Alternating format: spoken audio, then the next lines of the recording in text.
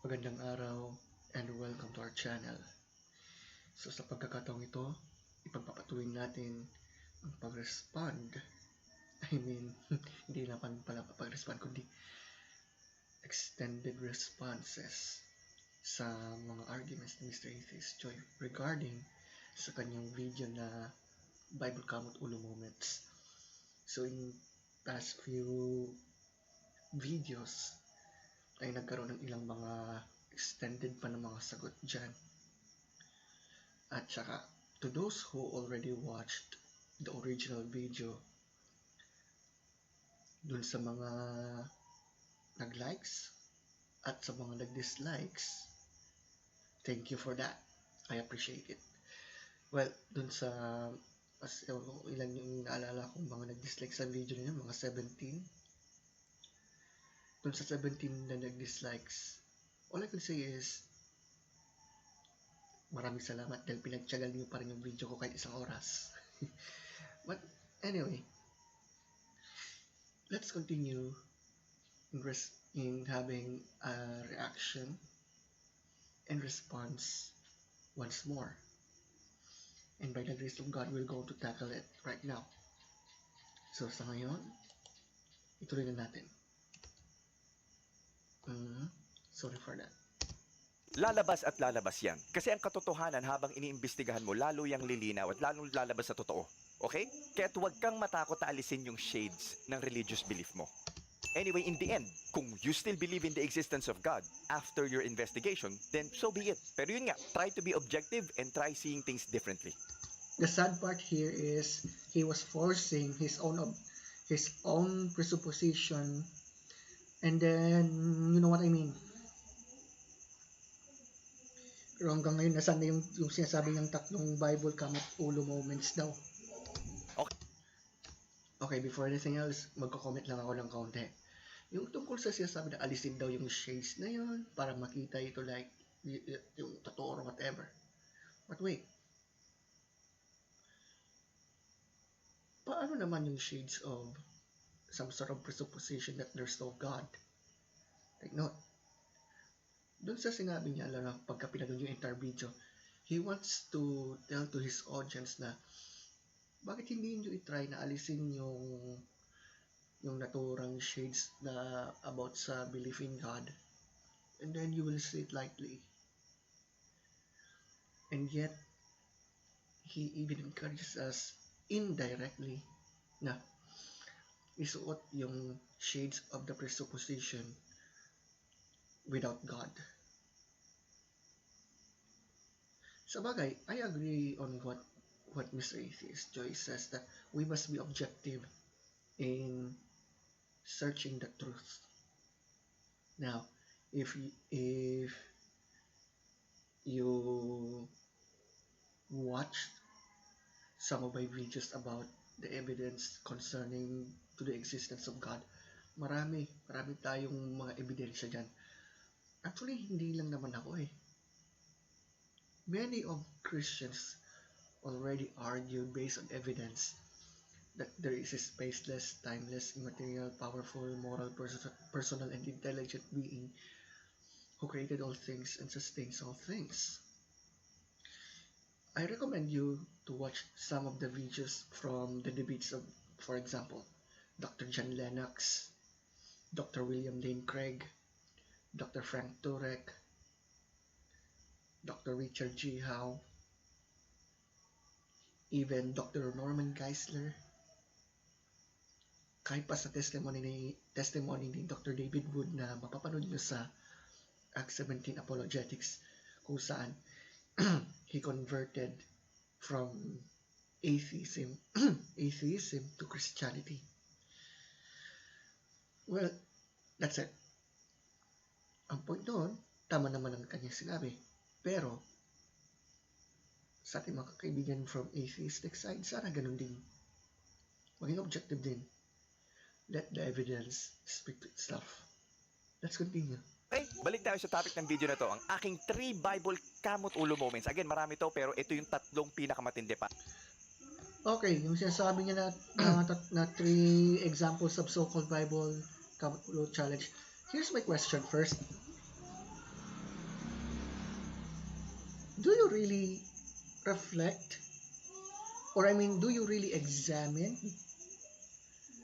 the entire scriptures, especially its message, which was talking about salvation of God's people through Christ Jesus? Anyway, At saka, sa sobrang daldal ko, baka maging 2 oras tong video na to pag binanggit ko lahat. Pasensya na, okay? Kaya gagawa na lang ako siguro ng part 2 kung sakali. Okay. part 2. As I've said concerning to that, wala siyang gagawa ng part 2 because it only points out the facts that in atheism, kahit ano pa masabi nito, against what the Bible says, against God's existence, lahat ng ginay opinion lang. Why? Because in atheism, walang objective moral standard dyan. And then, by the way, sige, i-continue natin. Tuloy natin. Gaya po ng suggestion ng speaker from the Christian Worldview Project, maging ako agree. Huwag ka na lang gumawa ng part 2. What do I mean for that when I mention this? So, I recommend all of you to watch also some of the videos of the Christian Worldview Project. Ilalagay ko na lamang mismo yan sa description box. Ang ilan sa mga live feed kung saan na-review ni Sir Jordan ng Christian Worldview Project yung mga videos ni Mr. Atheist Joy, like about the issue of morality dun sa so-called Bible Kamot Ulo moments. Pwede nyo panoorin yun. In speaking of that, what we are pointing, why we said na huwag na lang gumawa ng part 2. Why? Hindi ito ibig sabihin na huwag na siyang gumawa ng YouTube videos. Malaya pa rin. Walang problema. Ang punto natin dito, kung puro lamang strawman yung argument na yan, well, it doesn't work after all. And as we go to review once again the 3 so-called Bible Kamot Ulo moments according to him, makikita natin kung gaano ka-absurd ang kanyang arguments here. So, anyway, let's continue. Wag na lang. Because you're just forcing those texts in the Bible to show that, ay, ganito. Pasensya na doon. Kung talagang truth seeker ka, kahit despite ito sa iyong atheistic thinking, you must have to accept what the Bible says based on its context. My friends, it is not a matter of patalinuhan issue. It is talking about if you truly know who God is and if you really know that He really exists. And here's my question, quoting Dr. Frank Turek. If Christianity were true, would you become a Christian?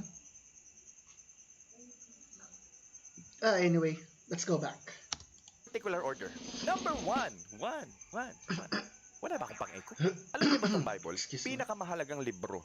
Dapat, di ba? Dito nakalagay, supposedly, ang pinaka-importanting message para sa lahat ng tao sa mundo. And I've mentioned that earlier. And yet, pero hindi siya malinaw at nakakapagtaka at nakakainis na iba't iba ang interpretation at way ng pagbasa nito.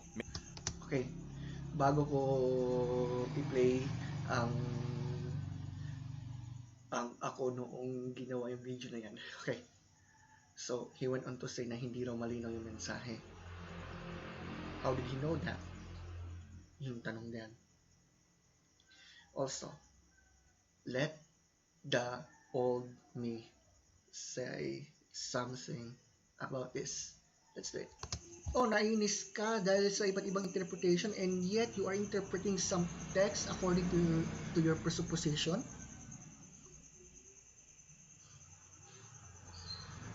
Hello? kung naiinis ka, if someone interprets what the Bible really says, especially to the honest Christians who interpret the Bible based on its context as well,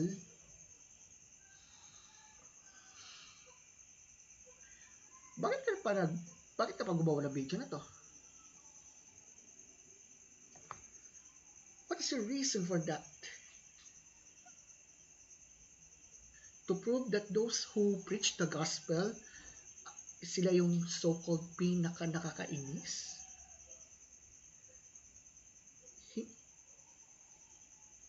I don't know, ah.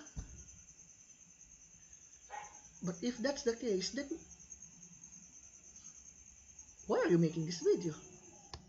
Anyway, excuse me, nagbibinata na. Anyway, what is my point here? Take note. He argued, kaya daw masabing hindi raw di umano malinaw yung message kasi dahil daw sa iba't ibang interpretation ng kung sino-sino, nakakainis daw kasi hindi talaga malinaw kung ano talagang ibig sabihin nito. Although nabanggit ko yung kanina yung tungkol dyan, but let me ask,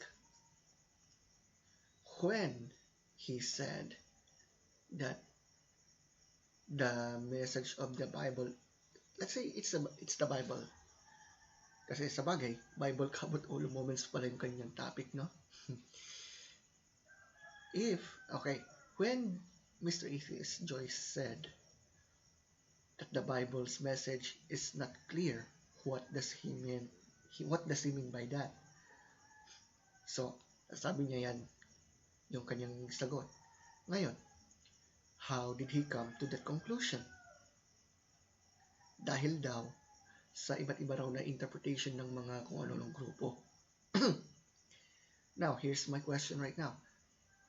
Have he ever considered that when he said that the Bible has unclear message,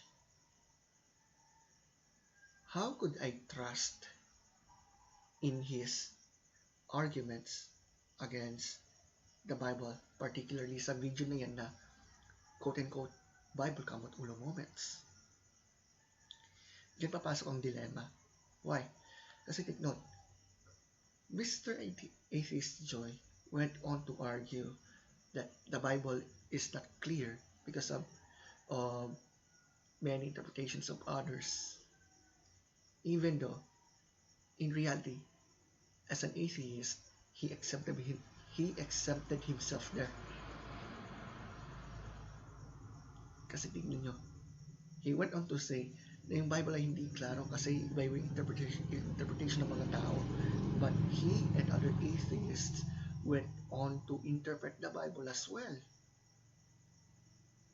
So in short, dilemma. Malalang dilemma. Back to the video. Anyway, Biblia daw ay kasaysayan or history ng mga paniniwala sa God na kinuha sa iba't ibang religions sa lugar na yon. Where did he get that? Zeitgeist? Kung sa Zeitgeist yung source, we will tell you this. Zeitgeist documentary is just garbage. Yung mga Jesus mythers dyan, yung arguments nila about about Jesus as allegedly copied from ancient, quote-unquote ancient religions, those were garbages. Tama ba yun? Trash na lang. Actually, kung tignan kasi natin yung archaeological facts dyan, mapapatunayan talaga na accurate yung pagkakasulat ng scripture ng Biblia. Anyway, continue. Kinuha daw sa iba't ibang religious groups. Ay, hindi ko alam, nag-comment pala ako doon. Sige, let by all me comment that. Was he really reading the Bible? Excuse me. Accurate ba ang kanyang pananaliksik? If you're asking me if he is really allegedly having some research. No, he's not. And you could see it right away. Yung iba naman sabi ang Biblia ay libro ng mga alamat or kwentong bayan na hindi dapat basahin ng literal. What do you mean by that? Sorry to tell you, my friends. So let my old me will go to speak here. Archaeologically speaking, ancient documents, records about the medicine, the issue of space, even the Bible prophecy that has been fulfilled and will be fulfilled.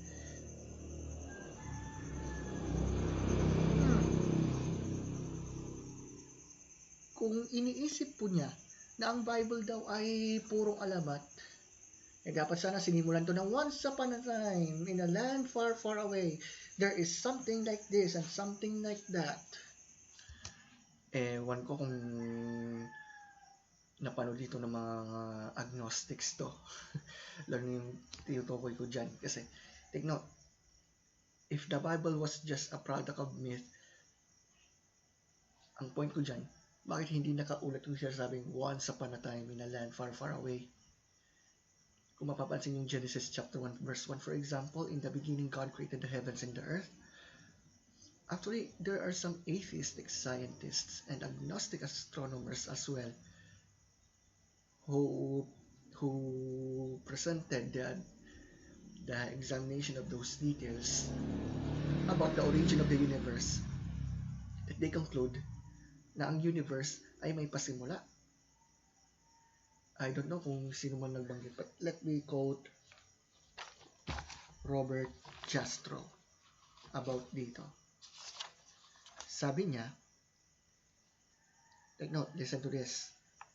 For the scientist who has lived by his faith in the power of reason, the story ends like a bad dream. He has scaled the mountains of ignorance. He is about to conquer the highest peak. As he pulls himself over the final rock, he is greeted by a band of theologians who have been sitting there for centuries. What is the point of Robert Jastrow? Dahil sa mga ebidensya na nagpapakita na ang universe ay may beginning talaga. Pinapatunayan lamang sa atin dito na if there is a beginning, there must be a beginner. So, let's continue.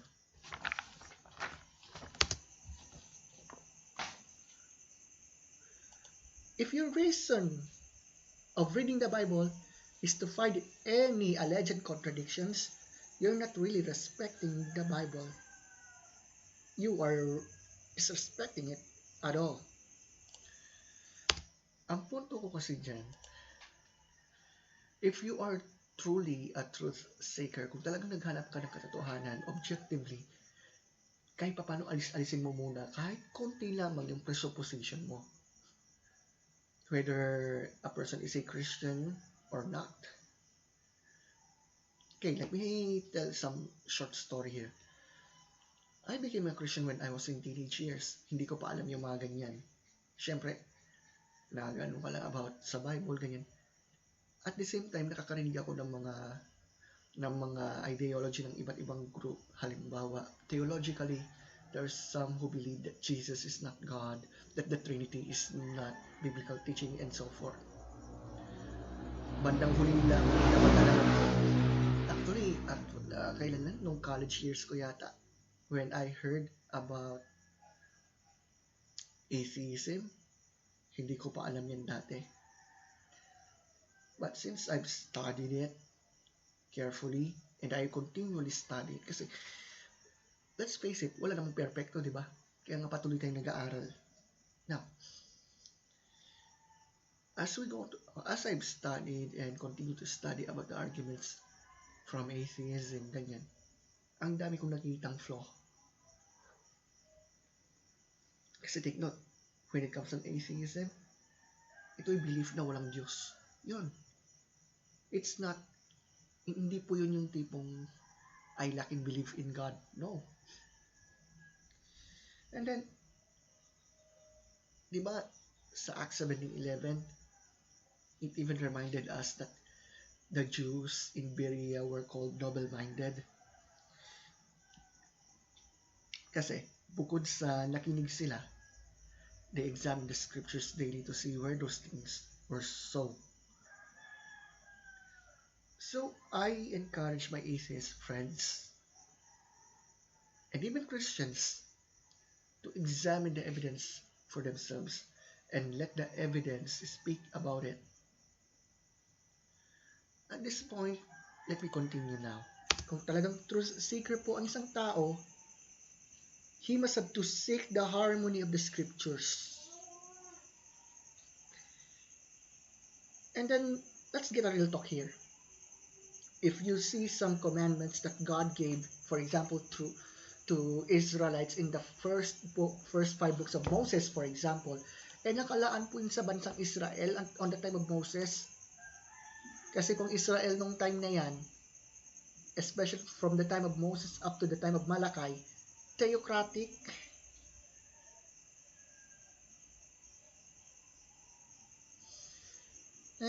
Nako. Yung iba naman sabi ang Biblia ay mga istorya na nagpapakita ng power or kapangyarihan ng God at kung ano ang tama o mali. Yung iba naman sabi literal daw na dapat sundin ang Biblia as is at walang mga matatalinghagang meaning na dapat pang pag-isipan. I have a question first bago ko i-mention yung comment ng dating ako. Now, concerning on this, the Bible interprets its literal message. Pero hindi lahat puro literal na susundin or whatever. Well, I think how do you know? Let the Christian apologist Alyssa Childers will say about this. Pero ipapakita ko na lamang yung video na yan in our next video. But anyway, I don't know kung yung mga kino-comment ni Mr. Atheist Joy na mga nagsabi daw ng ganito, ng ganun na it is sa bagay, there are some na ganun talaga yung kanilang comment doon. We understand it. But here, yung point niya na hindi raw malinaw yung message, how did he know that? Anyway, let my old me speak. I have a question. Saan kaya niya narinig ito? Alam niyo mga kaibigan, mga kapatid, kung talagang pinaninigan natin ang ating pananampalataya, we must have to search for it. Examine it. Study it. Isa pa, let me quote Acts chapter 17 verse 11 na kung saan yung mga taga-Berea nakinig sila sa pangaral ni Apostle Paul. And yet, you see that those people in Berea were called more noble-minded. Bakit daw? Bukod sa tinanggap nila ang salita ng mayroong great eagerness, they also examine the scriptures daily kung totoo ba yung ipinangaral. Actually, ang scriptures ay open unto cross-examination. Kaso,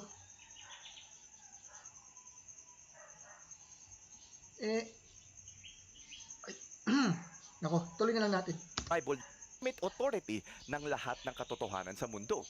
Yung iba naman, at ang tingin ko ganito yung karamihan ng religious na tao.